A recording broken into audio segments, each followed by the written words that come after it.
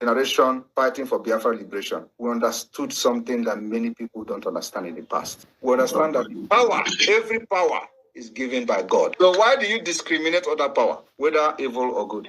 I want you to understand that this particular freedom we are fighting, if we do not push Nigeria out of our land, we will never have peace. Nobody ever thought of why the devil, why the Satan, or whatever it's called, why was Satan pushed from the heaven to earth? For peace to be in heaven, for peace to reign. Because if devil or Satan is still in heaven, according to Bible, do you think you'll be struggling to go to heaven today for Christians? You will not. Nigeria said it's going to be a London to what the heaven will look like. If devil is Satan is still there. So I want people to think towards this particular. So it is the same thing with Nigeria. Any time and any day you wake up in Biafra land and see that is still a presence of Nigeria in Biafra territory, there will never be peace. Mm-hmm. So we must chase Nigeria away, just the way God chased Satan from heaven. Back to where they come from. Everything in Nigeria, we will remove them. Educational system will be removed. Even the religious, the way they worship in Nigeria, oh my God, you need to see our constitution. So what I'm saying is starting from the constitution of the Biafra, the United States of Biafra. So we need to chase Nigeria just like they chase Satan from heaven to wherever they belong to. For peace to reign. They are here today. Even the old women, they say they want to hear your voice and they want to know you, because some of them, they didn't see your face before. They said they want to see our Messiah, a man that wants to take us out of bondage. Even in the Tanzania homeland, we have. Cover you with his umbrella. In the name of Jesus Christ. Amen. Born. Prince Roland, off your camera and on it again so that you can refresh the network. Off your camera, on it again so we can refresh the network.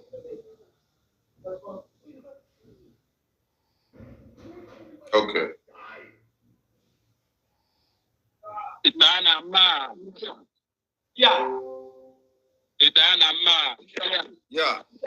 Yeah.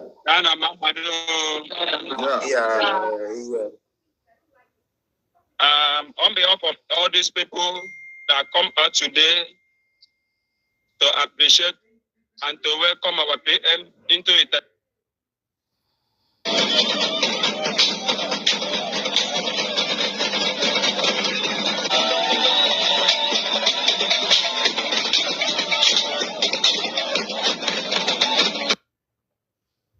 To secure numbers of powerful representatives from the United States.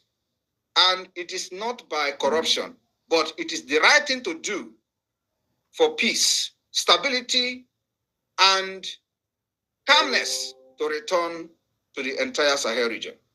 They owe the duty to make that happen. And the only way that will be possible is to recognize Biafra as an independent state. Then we will start the process of reconciliation, rebuilding the region, and at the same time, restoring peace and stability, and make sure that there will be no piracy anymore in the Gulf of Guinea. This is what we are bringing to the table. America can never, ever reject this. And I want all of you to understand that we are closer to America where we are than staying in Africa. That's why we promised you people that we will bring the Biafra freedom from exile. You people remember I told you, we will bring this particular freedom from diaspora. Nobody knew what I was saying. But today, it is getting clearer. Like I have said to every other person I have met before, I may not be able to explain everything that is going to happen after 2nd of December. But when we started, a lot of things you know today, you didn't know it. A lot of things that have come clearer. How we are going to get this freedom, you didn't know it. But as we move on, you'll be seeing things unfolding and you get a clearer picture. So after 2nd of December, the move we're going to make the document we're going to sign, the treaties of the United Nations we're going to sign, and everything we're going to do will begin to clear, the kind of the direction the Biafra government is taking to restore the lost sovereign state of Biafra. So people of Italian state, I want you to understand that do not mind those who look down on you today.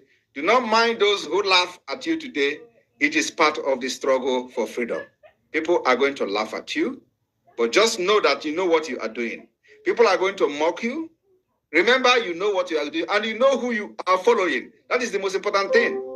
That you know who you are following, and you trust that person you are following, and you give your trust on that government. That's what matters. Forget whatever any other person is saying. And at the end of the day, you are going to be their king. I mean, you are going to be their king, because by the time they realize that they have gone the wrong way, they will come back to you begging. Then you are going to give them condition. And the condition is well grounded in our constitution, that we are going to vote for the adoption during the convention in Finland. There we are going to show them where they belong. But for now, let them enjoy their laugh, let them enjoy their mockery, but remember, stay focused. Because the people that are mocking you today do not have any better plan or any better alternative to what you are doing. You know exactly what you are doing, and you know that this is going to bring Biafra. Let me tell you, for the very first time in the history of Biafra agitation or struggle or liberation or fight, we have been able to educate, penetrate, and start educating the United States Congress. And as Donald Trump is coming, we are also going to penetrate and start educating the Department of State. That's where we are going. People don't know how this is work. We know how it works. And from here, I will say thank you very much for inviting me today. Remember to look and watch your neighbor and your brother. Do not leave anybody behind. Whenever you see any danger, inform your neighbor, so that all of us will be there to laugh at those who laugh at us today. Thank you very much. God bless you. Thank you. Thank you. Thank you, sir. Thank you. Thank you, PM. Thank you. Thank you. Number one man in the Diana man, the Diana state. Thank you. All right, Yeah. call on the finance minister. Come and nail it. Your leader has spoken. So come and acknowledge it. The woman has been recorded. They will. Am I coming out? Yes, we can hear you. Greetings, especially greetings, and all Biafrans and the cabinet of Biafra. Etayana, when? Etayana, where's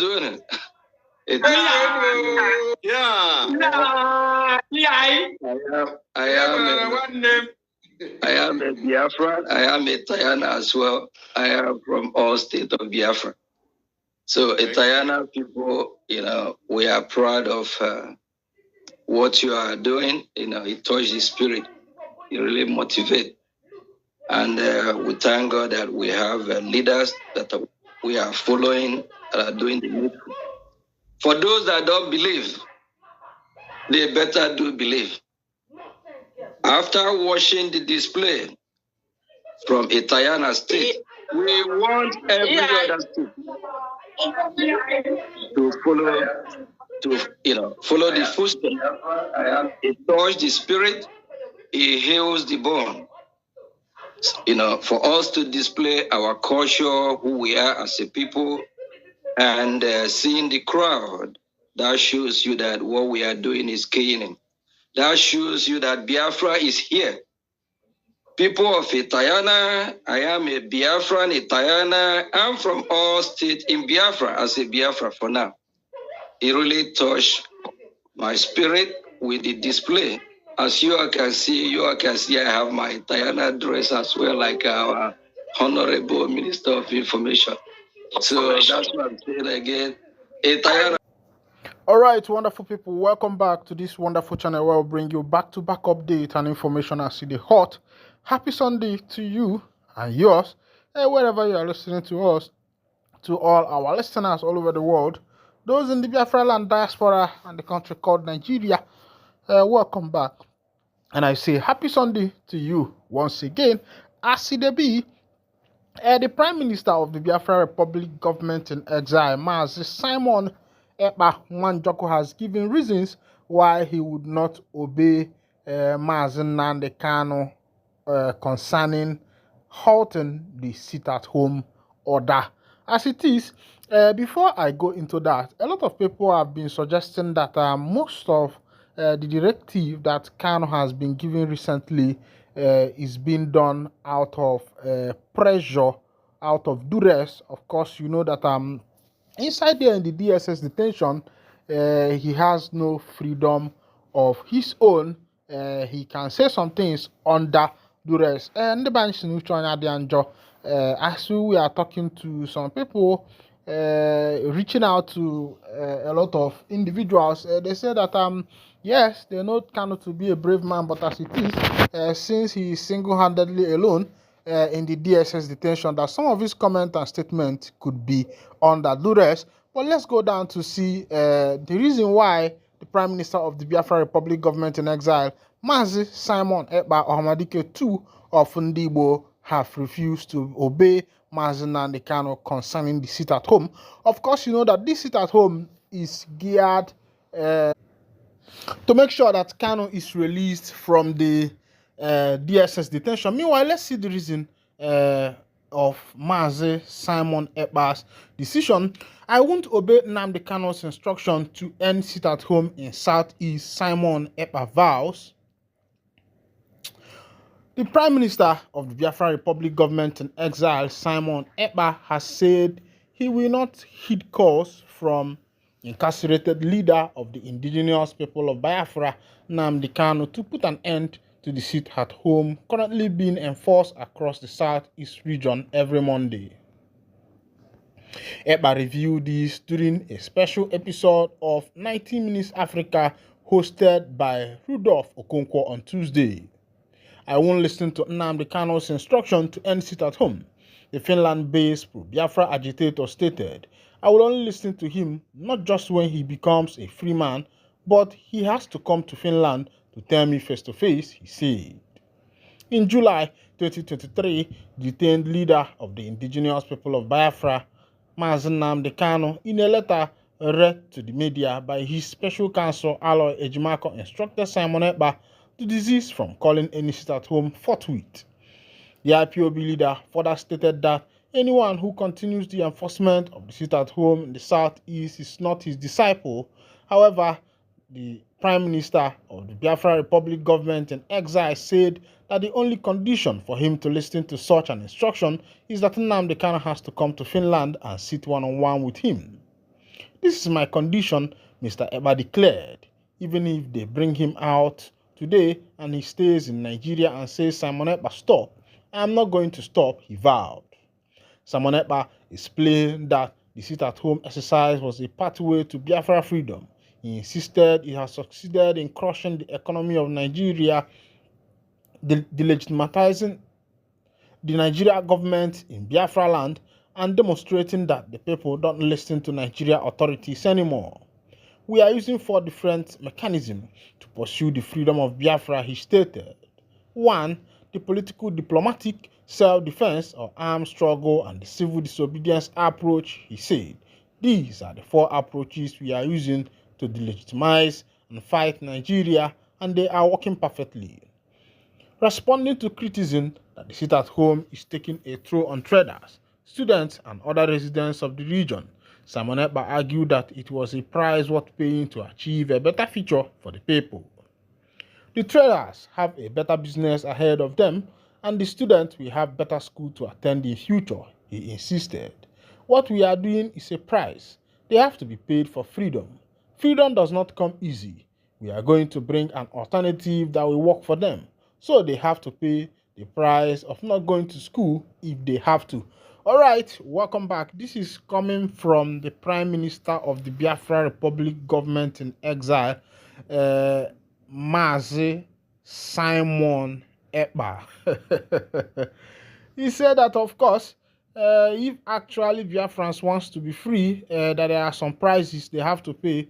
Of course, a lot of people have reported to him how the sit-at-home has crippled the economy of the southeastern people and has also affected the academic activities of the children living in Biafra land. And in response to that, Ekpa said that that freedom does not come easily, that it comes with a price, that the people must pay price now for a better future. I wonder. Another information, Ejimako recalled how the UN Rights Council Working Group directed Buhari's government to release Kanu and compensate him in July 2022.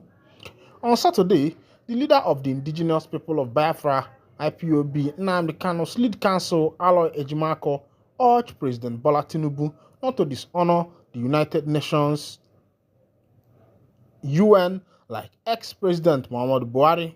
Ejimako recalled how the UN Rights Council Working Group directed Buhari's government to release Kanu and compensate him in July 2022. He disclosed that Kanu's case has moved from legal to political, hence the need for Tinubu to release Kanu. In a statement he signed, Ejimako said in July 2022, the United Nations Human Rights Council, through a landmark opinion issued by its working group, directed the Buhari-led government of Nigeria to free Mazi Nnamdi Kanu and accord him a pathway to compensation of his infamous extraordinary rendition from Kenya to Nigeria in June 2021.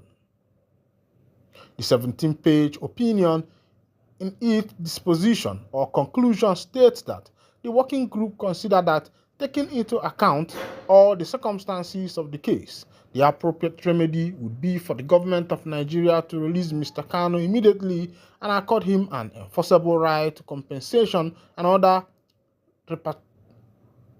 reparations in accordance with international laws. As a background, the working group of the United Nations Human Rights Council, in a quasi-judicial body that has the legal mandate of the United Nations to receive and adjudicate human rights petitions against member nations of the UN, accordingly, its decision, diplomatically called opinion, are legally binding on all members of nations of United Nations, including Nigeria. In addition to Nigeria being a bona fide member of the United Nations, this very UN decision on Mazi Nnamdi Kanu is primarily predicated on the International Covenant on Civil and Political Rights and the Universal Declaration of Human Rights, by which Nigeria is legally bound by virtue of its ratification by an act of the National Assembly under Section 12 of the Nigerian Constitution. To be sure, ratification is a means by which a nation marks itself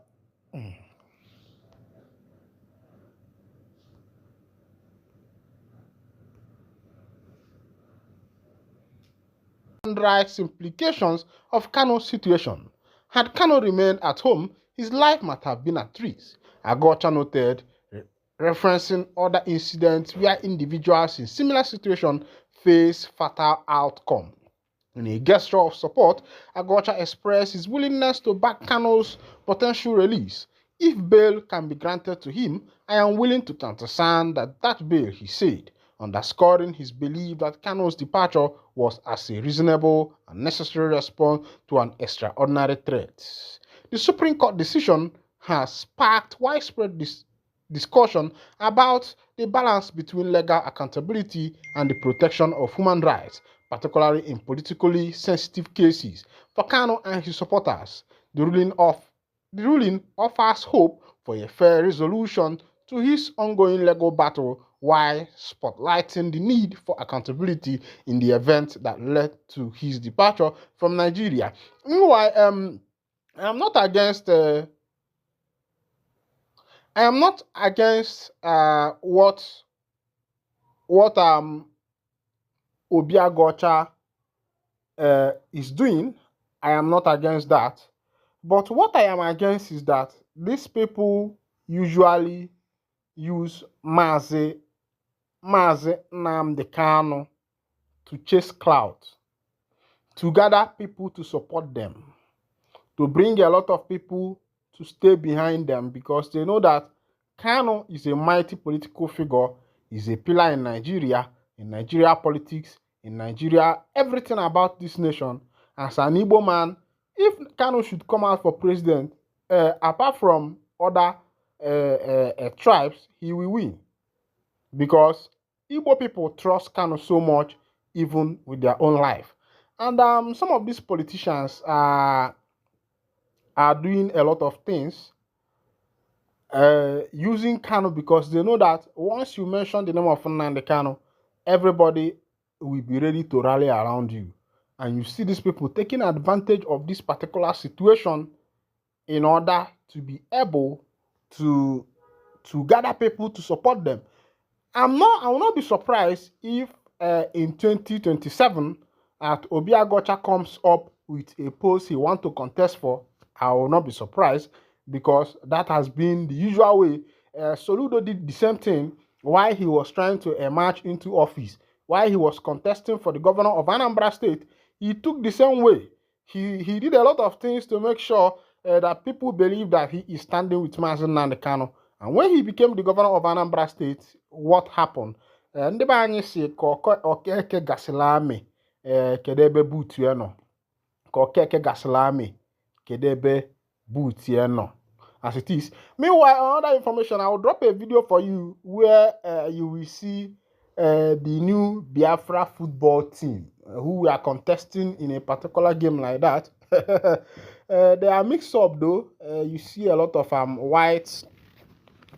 You see white, you see black, and the rest of them. Of course, those white are children given birth by Biafrans who are based abroad. And I'm telling you, what I'm envisioning is what is happening in places like, what is it called? In places like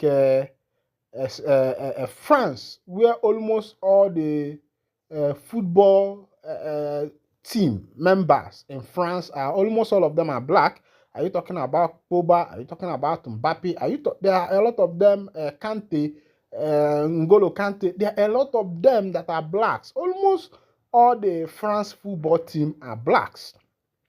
So somebody should now not say because some people who are representing the Biafra national team are white, their children giving birth by the black parents with white mothers or something like that. Of course, you know that half-caste stuff, how it used to be. And that is what has been happening. Meanwhile, just watch that video as I'll come back.